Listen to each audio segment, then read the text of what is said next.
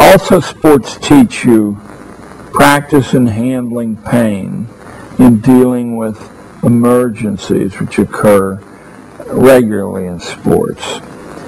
The seventh curricular theme in elite private boarding schools is a complete theory of access to any workplace or any person.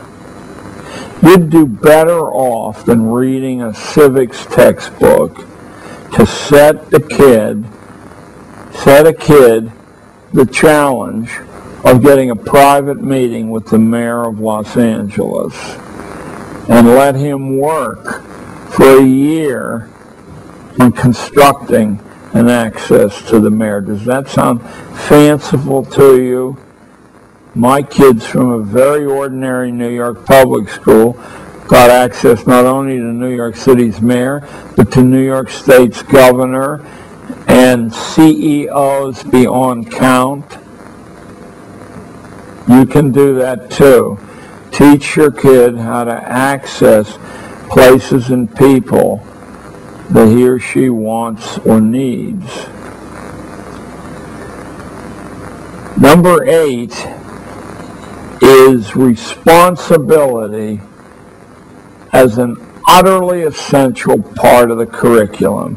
Now, yes, that includes things like washing dishes, but in elite private boarding schools, you ask a kid to care for a horse, to take some important community service, to go for leadership in clubs, much easier to get than you think, because if the club is actually doing anything, it's a lot of hard work to be the leader, and very few people want that.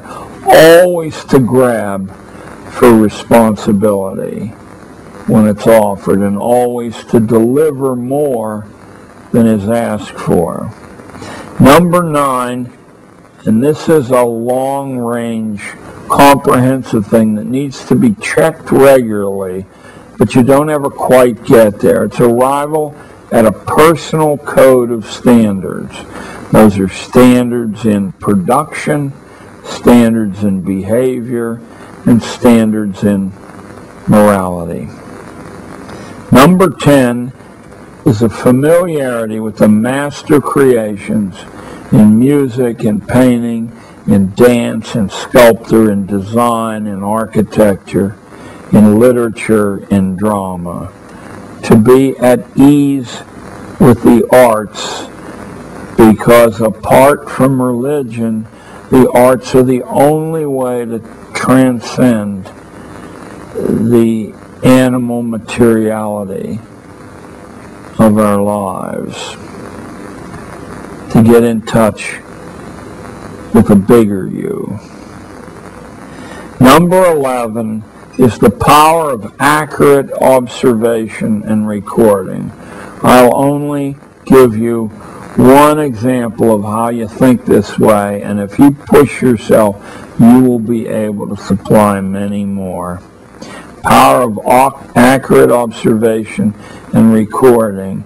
It used to be an axiom among the British upper classes that if you could not draw what you saw with your eye, then you in fact were not seeing what was there.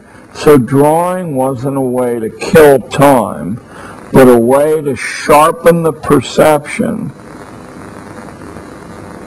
Charles Darwin, not my favorite human being, but nevertheless a major name in intellectual history over the past 150 years. If Charles Darwin had not been able to skillfully draw, then no one would have attended to his well-articulated theory of the evolution of the favored races. Look at the title of the book. It's usually left out, that part. But don't let me editorialize here. Modern science, in some very great regard, has only been possible through graphic representations, drawing and photography. Number 12 is the ability to deal with challenges of all sorts. Now this one's my favorite because one person's challenge is another person's ho-hum. To know what will challenge your son or your daughter, you have to know your son or daughter very, very well. If you have a kid who's painfully shy, obviously public presentations are the challenge that the kid needs as a corrective to rather than live the rest of their lives.